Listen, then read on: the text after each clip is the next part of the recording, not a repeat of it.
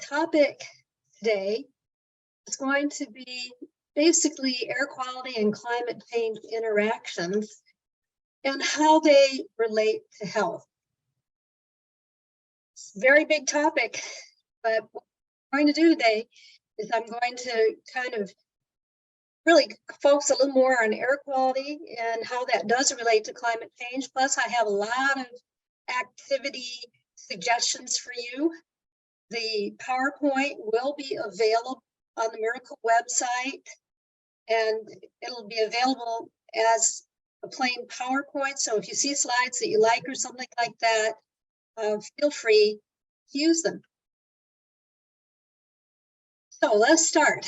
How climate change influences air quality. Well, we all certainly know climate change is out there happening and all that, but probably what you haven't really thought about is there some sort of link with climate change and air quality? So in terms of how these two things are related, when we have rising temperature, have increase in some of our air pollutants. Another thing can happen is with climate change and air quality is we can have a longer allergy season. So there's going to be more pollen in the atmosphere. That also certainly relates to your health.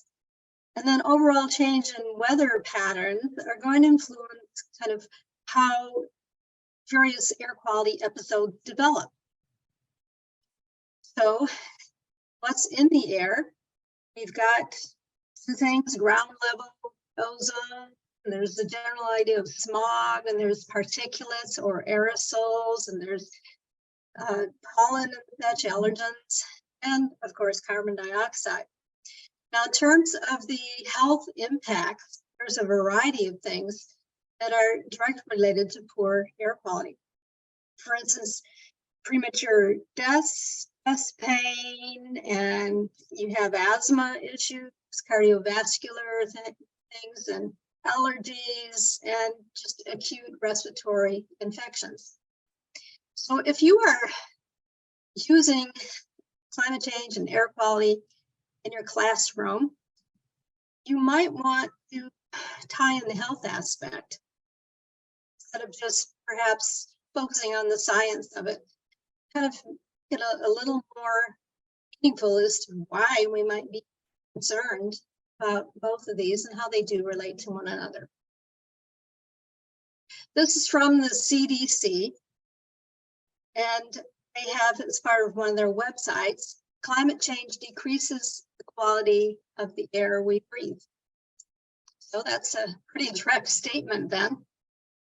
And there are many risks that I've already mentioned.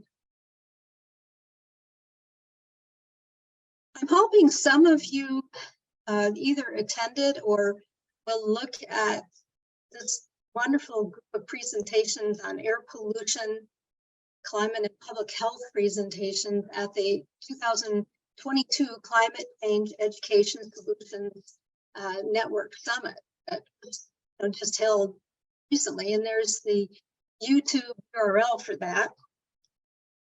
There was just kind of a very neat thing of action in relation to air pollution and climate change.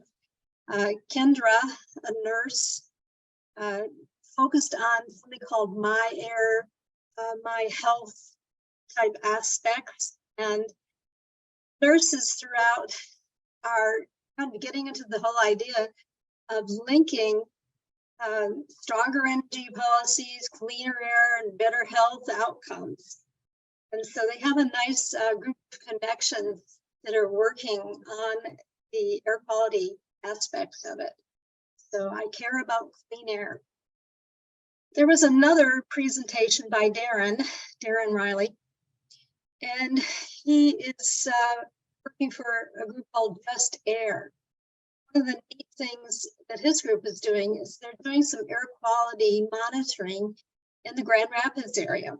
They're getting down into a finer grade of air quality monitoring than EGLE, which used to be Department of Environmental Quality, is able to do with their monitoring. So he's looking for kind of projects and people that are interested in some of his work. So if you get a chance, go ahead and watch these because they were very, very interesting presentations. So air quality, climate change, and health. World Health Organization has dubbed air pollution as the world's single largest environmental health risk. Now, you don't really probably think of like air pollution. Really? Gotta be kidding. I thought it was COVID or something. Well, 10,000 lives are lost worldwide every 24 hours. And these are caused by air quality conditions. It could be chronic or over a long period of time, or perhaps acute, probably more likely chronic over a long period of time. One of the things that is important when you are talking about air quality and climate change is the importance of modeling. And so the modeling of climate change and air quality is predicting that perhaps there's going to be higher ozone concentration with climate change. And so if we can reduce our greenhouse gas emissions, perhaps we can help tackle our ozone problems as well. And we're going to find out about ozone as we proceed. Well, here we have the idea of just so many Michiganders are living in situations where there are unacceptable smog levels. Now, they use the term smog. Smog is like smoke, fog. Really not a term that's used so much in the Midwest as it is in like Los Angeles. But the point is, what the Detroit Free Press is trying to say is air quality is not great for a lot of people in Michigan, about half of Michiganders. Who knew, right? Okay, so the health effects that are specifically involved with that, I did mention a little bit about them, are the heart, lung issues, asthma, and just your general eye, nose, and throat irritation. But I think you really need to focus on who is most affected. It could be your senior citizens, because a lot of them have, existing health issues that be aggravated by air pollution. But if you are a K-12 educator, children, teenagers, and you have then just general adults with various conditions and outdoor workers. So think about that. If you're an outdoor worker and have to be subject to air that is not the greatest quality over a long period of time, that certainly can affect your health. All right, here we have the current asthma prevalence, and this is for adults.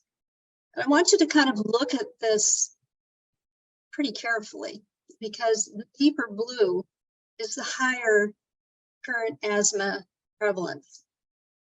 And you notice on the west coast of Michigan, you'll see that there is Muskegon, and Muskegon is high percentage of folks with asthma.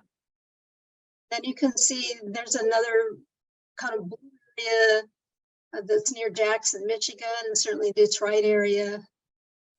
But asthma prevalence is certainly pretty much there with our adult population, and some of you well know with your student population that perhaps quite a few of your students suffer from asthma as well. So what's making our air dirty? Well, a lot of different pollutants. And this kind of shows you the big picture of all sorts of things that are getting into our atmosphere, and a little bit about what those sources are. More specifically, the sources, starting kind of going around the circle here, trucks and cars have a lot of NOx and unburned fuel, volatile organic compounds, and all sorts of things. Then we have dust and tree pollen, which are kind of natural sources that can be pollution sources. And we also have a variety of non-road vehicles, like people out there, construction and various off-road vehicles and such. Diesel engines are a big deal. Diesel engines are not only found in trains, but also certainly trucks. But then we have a variety of vessels, ships that run on diesel as well, power plants, and then forest fire burnings. So there's a lot of things that contribute to what's going on with our air quality. The U.S. Environmental Protection Agency divides up our pollution emissions into 4 main groups. Natural, examples, volcanoes, forests, and believe it or not, trees do give off volatile organic compounds, which we're going to find out in our story later, contribute to the formation of ozone, believe it or not. So then we have area sources, and these are just generalized sources of pollutants. You can see cities, livestock, stationary sources. And this is what, if you ask your students, okay, where does air pollution come from? Well, a lot of them are going to put smokestacks if they're going to make a drawing. Some of them might realize that mobile sources are also sources of air pollution. But the old smokestack is kind of like what most of us think of as air pollution, but actually it comes from a lot of different sources. And the U.S. Environmental Protection Agency tracks what are known as criteria air pollutants. And for these pollutants, there are national ambient air quality standards that determine safe and unsafe levels of these pollutants. So the 6, ground level, ozone, particulate matter, sulfur dioxide, carbon monoxide, lead, and nitrogen dioxide. Not all of these are equally problematic, because a lot of these pollutants don't exceed national ambient air quality standards, but a couple of them do. So, air quality and climate. So we've established there are these types of air pollutants that are being tracked. But interestingly enough, that in terms of the interconnection of air quality and climate, we have the co-emission of greenhouse gases, all of these other pollutants that are defined as air pollutants. Specifically, the combustion of fossil fuel, we have carbon dioxide, of course, but also the emission of nitrogen oxides. It can react with sunlight to form ozone.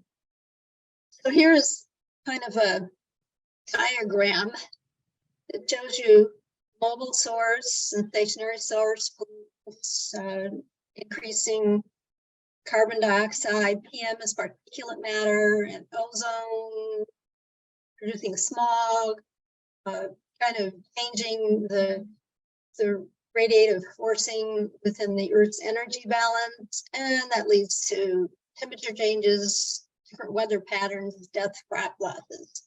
Lovely, right? Well, emissions of these air pollutants then can certainly alter regional air quality and can alter the overall climate that we have as well. And many authors and scientists and such have observed that a warming climate degrades air quality. If we could reduce some of these, what are called aerosols, such as the ones that are formed sulfate and nitrate aerosols, that could help improve air quality, but then maybe that would change the water cycle or hydrologic cycle. It could lead to warming, so you never know. And then this whole idea of modeling climate change and air quality, we have, for instance, urban emissions and wildfires as far away as Asia contribute to elevating ozone, particulate matter. So, I mean, what I'm trying to get across here is everything is connected. So you can't just take climate change and put in its own little box, or air quality and put in its own little box. They are definitely related.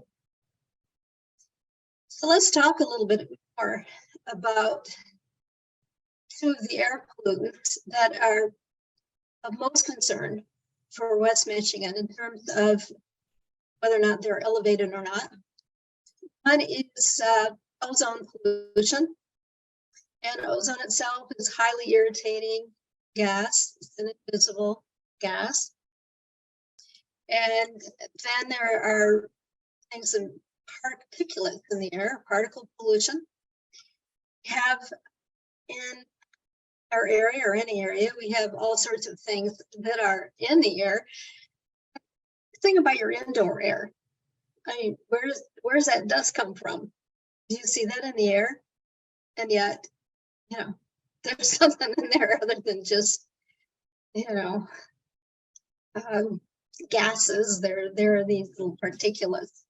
And then short-term particle pollution could be, like, for instance, fires would be a good example of increasing that. There are some parts of the world where the air quality is so bad from fires or what have you, can't even go out without a mask. So, you know, COVID is not even an issue. You can't even breathe without a mask. So the Environmental Protection Agency, as well as many, many countries throughout the world, have developed air quality indexes. And these indices relate to health.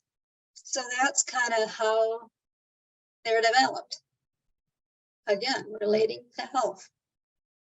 So they have this cute little color code. So if your AQI color is green, it's, hey, it's a great day, go out and have a great time. If it's yellow, that's moderate. And so if you have some risks with your health, got to be a little bit careful.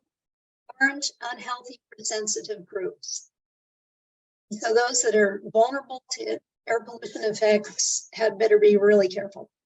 And red, the general public might experience issues. Purple, you better stay in your house. Maroon, help. So very, very rarely in the United States do you see maroon. You do see purple sometimes and red. Around in West Michigan, though, generally we stay in the green, yellow, and orange zone, generally. So here is our air quality information for today. And this is from a site called My Air. Actually, it's now EQ My Air. And it shows you the latest air quality information for a variety of different monitoring stations. So I picked out, again, December 14th, 2022, see what was happening throughout the state. Now, first of all, you notice that some of the little dots are gray. So this would be monitors that are not active because they don't check for ozone during the winter time, because that's not time of year when ozone formation happens. They're looking at particulate matter, though, you know, throughout the year. So you can see in Grand Rapids that the current AQI value is in the yellow zone, or moderate air quality, because of particulate matter. Now, the West Michigan Clean Air Coalition is a local group that kind of keeps an eye on air quality. It's a very interesting group. It's been around since really late 90s. And it involves government people from industry, from academia, and we're all kind of meeting early to make sure that people know about what's going on with air quality in Michigan, particularly West Michigan. So they have a variety of resources for educators. One is there's some online lessons. The other thing that they have is they have giveaways, bags and pens and all that. And there are kind of coordinators in the Muskegon and Grand Rapids area and Holland area that are available to come to events or to bring their display and such. So just know that that is a good source of information. One of the things that West Michigan Clean Air Coalition does is it alerts people to when you have to have clean air action days. And EGLE, the Department of Great Lakes and Energy, also alerts folks to Clean Air Action Day. So some of you might have seen, for instance, a meteorologist on one of the local panels talk about, and we're going to have a Clean Air Action Day tomorrow and all that. Well, when that is predicted, that means that there's something within our atmosphere that's going to produce some unacceptable quote, things for either ozone or particulate matter. In 2022, from the MyAir website, we have a list of the actual dates when we had exceedances of our air quality standards. So we had, quite a few. And if you really get into all this, what you can do is you can subscribe to what is known as EnviroFlash, and then coming to your email will be what the prediction is for the air quality for the next day. I wouldn't recommend hitting like the green and all of the different colors. I would pick your colors. I would say, okay, I want to know when there's an orange day or a red day or what have you, because I don't know if you all want to have your email getting EnviroFlash every day, but it is a pretty neat system. Now, if you're interested in having an activity on this topic, there is a really interesting website called IQ Air, where you can explore air quality throughout the world. This is a screenshot from today about air quality throughout the world. As you can see, it definitely varies. And if you look at the United States, obviously there's a lot more monitors, but whoa, doesn't look too bad in the United States. And this is another aspect of IQ Air, where you can actually take this globe and move it around and see what's going on with air quality throughout the world. And you can see, I think, very boldly, India. India has some of the worst air quality. IQ Air also allows you to drill down a specific area. So this is Grand Rapids. So you could explore full air quality for various parts of the world.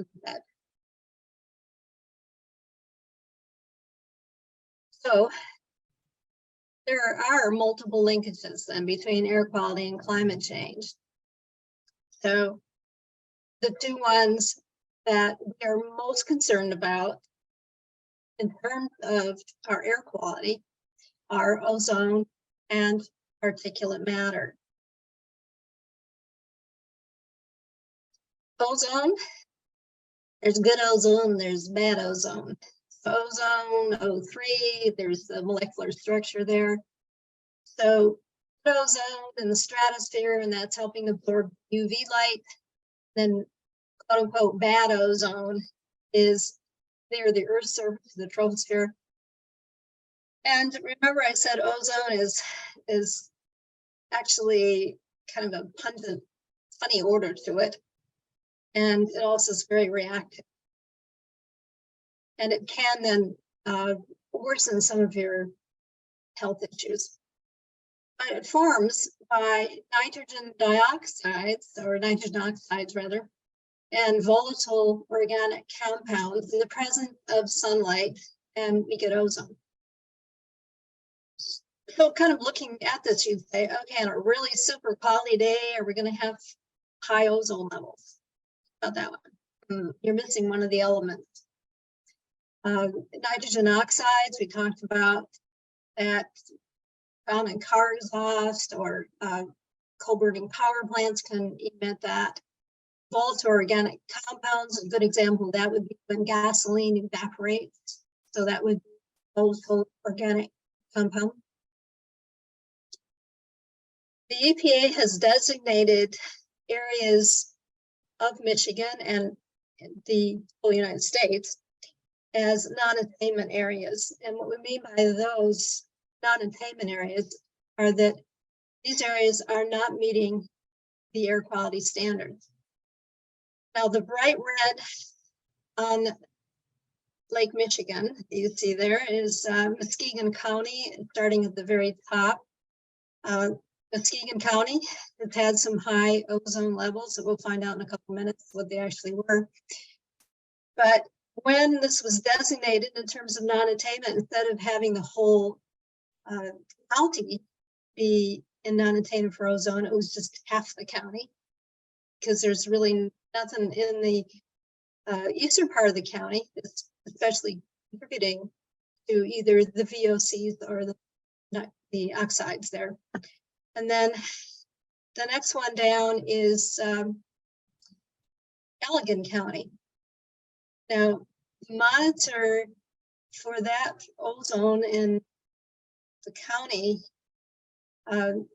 is definitely associated with Holland, because Holland is in the county right above it. So poor little Allegan has fewer people living in it than the Holland area gets to have non-attainment. Now, what that means is that there are plans to have local things in place to reduce the amount of ozone precursors. And then down, we have a county at the very tip that is in non-attainment as well. And of course, the whole Detroit area. Now here we have the hourly ozone on the right side on Tuesday, June 14th, 2022. And you can see the blob kind of right over the Muskegon area. So one thing, another activity that would be of interest, be monitor ozone. And Christian Friedrich Hornbein discovered ozone in 1839. And the reason he discovered is some of his experiments kind of with electricity and such. There was this really interesting smell coming off of it. And he was wondering, like, what is that? What is that? And he literally kind of figured out what it was, and it was ozone. He also developed a way to measure it using starch water and potassium iodide. So it's just a simple color change. You can mix up that starch water and potassium iodide and set it out, but I would not recommend monitoring for ozone in the wintertime because you're not going to find high levels of it. You'll start maybe May, April or May and run through probably October, which is kind of the basic ozone season in Michigan. You can either make your own or you can purchase ozone test papers. So that's kind of a cool one. Well, if you're not able to make your paper, you might follow the ozone levels on MyAir. And here's an example of June 21st, 2022. I have honestly never seen ozone levels this high in the Muskegon area, like ever. And honestly, I've been watching this website since the late 90s, because at one point I was co-chair, or chair actually, of the West Michigan Clean Air Coalition. And so us air pollution techies, I mean, we like stuff like this. But as you can see, the ozone levels started out in the morning, you know, not terribly bad. But then by the end of the day, 4, 5, 6 o'clock, I mean, these are just really super high ozone levels. And here's an example of last summer.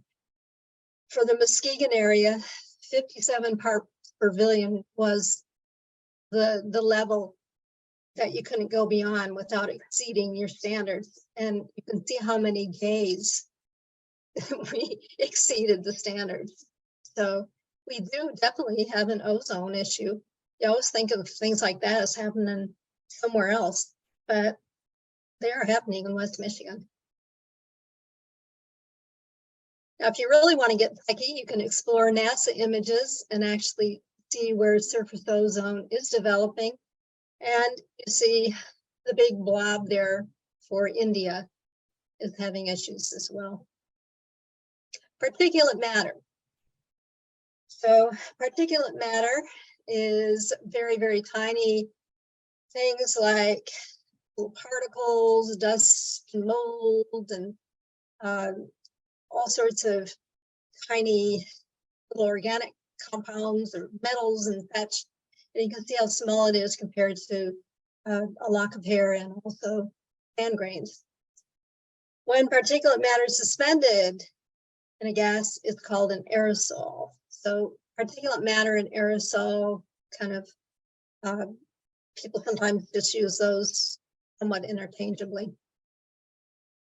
This is very busy, but again, it's showing this particulate matter and its sources and how it's removed and then how it can be scattered and affect what's happening with the atmosphere, radiative forcing in the atmosphere, and how it's transported, and so on and so forth. You could write a whole book on this diagram, which we won't do. So we'll simplify it a little bit. Here we have the energy balance on the Earth, big forest fire, and you can see all the little dots with the particle pollution, change, reflection, and absorption, and temperature change. Temperature would be very much affected by the level of particulate matter. They have some really cool low-cost sensors. So you might consider this for a project.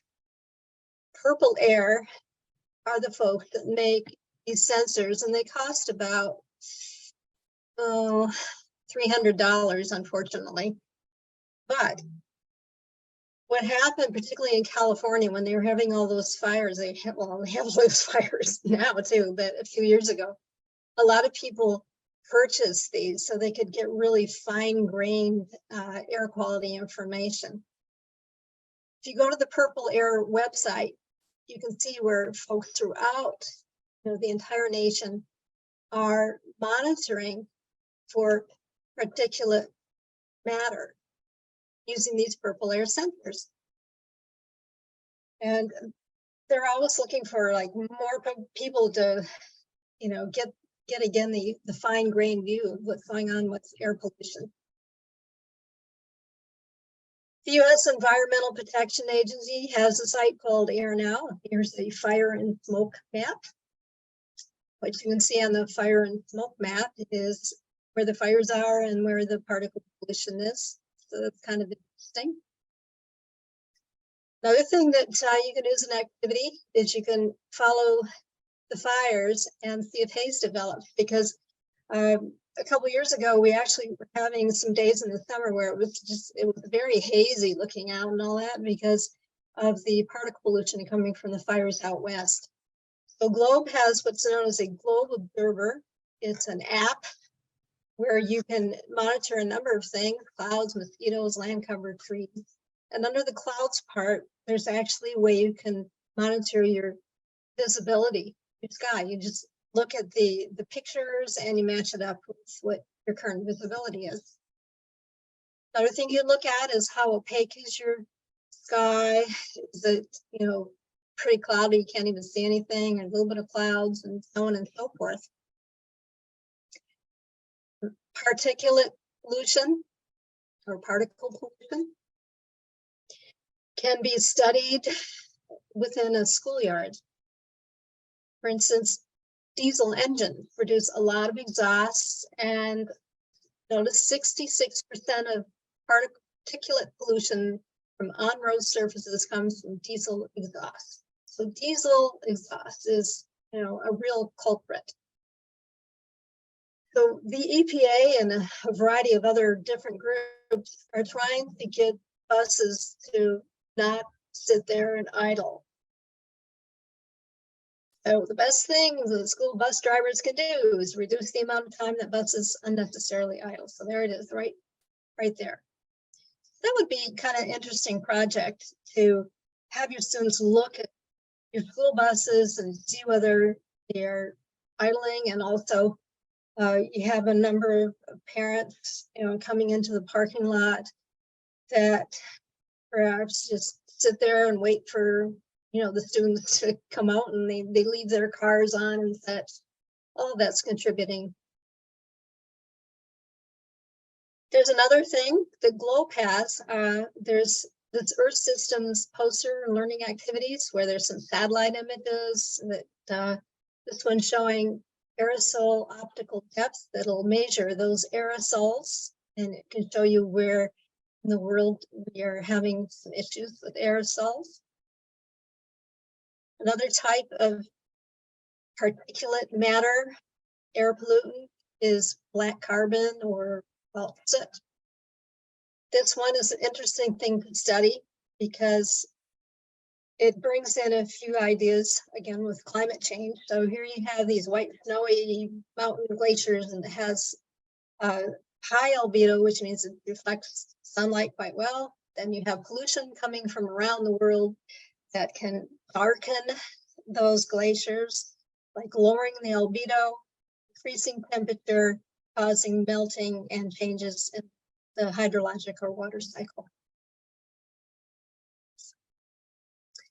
It turns out that particulate matter from diesel engines and fires is circulating around the globe. So there's parts of the Arctic and Antarctica that are finding their ice and snows, darkening them, and it's contributing then to warming.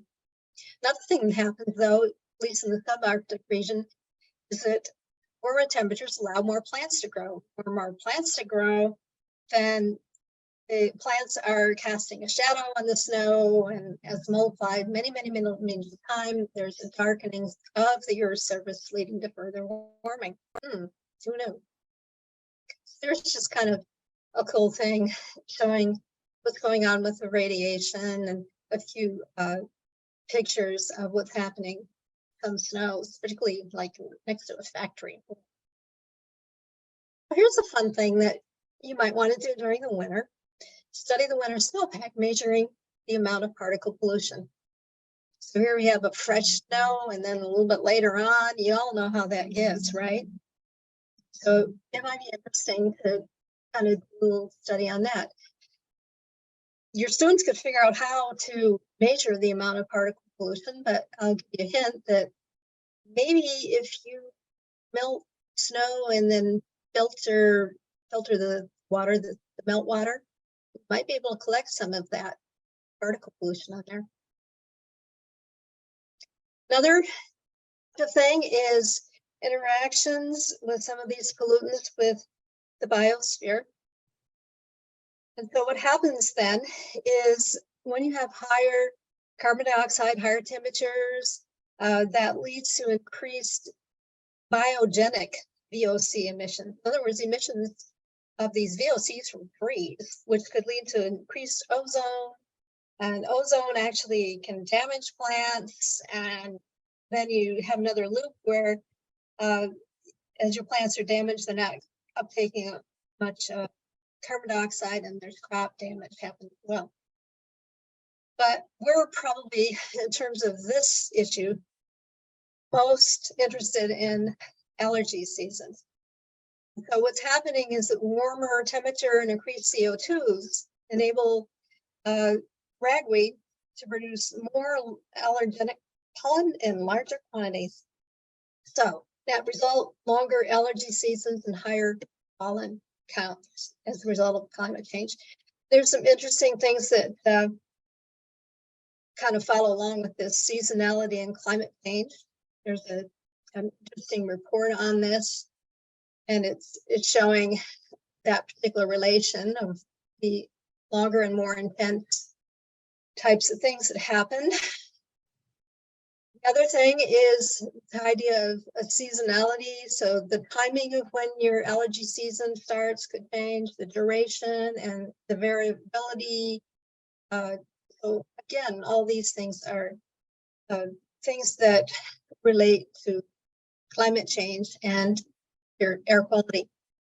So here we have a cute little monitor that you can use to monitor pollen and also particulate matter.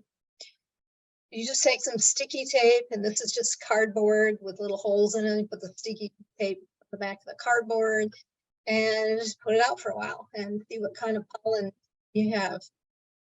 Another thing that'd be interesting would be identify plants in your schoolyard and when the pollen is produced. So maybe as you are looking at redoing your schoolyard with new trees or something like that, you might be aware of those trees that are significant allergens and those that are mild allergen, because that's the last thing you want to do is send your students out to a place where it's pollen city. Cool thing is pollen.com. It actually has places where they're monitoring pollen, and you can look up the area close to your area of interest. And as you can see, this map shows into Texas. This is a map of, I don't know, a few weeks ago. That's where medium pollen counts are happening at this time. And then finally, the last thing that you might want to look at is monitoring clouds. Interesting enough, and this is, I think, a little bit mind-blowing. The clouds are the biggest variable controlling Earth's atmosphere's temperature and change, right? So changes in cloud cover are monitored by NASA. And one of the things that help clouds form are aerosols. Aha. There's a relationship. So the changing cloud properties can relate to your changing weather patterns and climate change. Back to our globe observer again. Here we have clouds that you're able to observe too. So you're able to look at types of clouds, and Globe Observer is a citizen science app. Your students can do it, you can do it, anybody can use Globe Observer. It goes into a website for Globe, and then you're able to visualize what your results are compared to everybody else that's taking results. So why does NASA care about this? Well, there's a lot of satellites that are going around the Earth that are looking at clouds and the Earth's energy balance. But the satellites are way up there, and they need the ground observations, the ground truthing, to see if what they think they're looking at is actually what they are looking at. You can actually time your cloud observations with when a satellite is passing over, and you can get from NASA a link of what they think they're seeing and what you're seeing. So, my NASA data, great place for some of these NASA type explorations. And this is, you can notice that there's atmosphere, biosphere, cryosphere, so on and so forth, all sorts of mini lessons and visualization. And one of them is clouds and climate impacts. Pull that off there, and cool things with that. There's also a week-long pacing guides to clouds and the energy budget, so tons of information, all of that.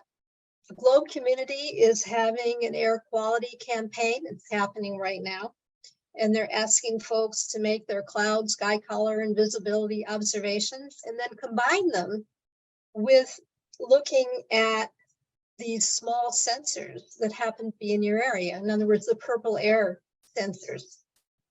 Or you can just look at the air quality index information from EPA or My Air. So they're searching for that sort of information. And there are links there as to how to get into that air quality campaign.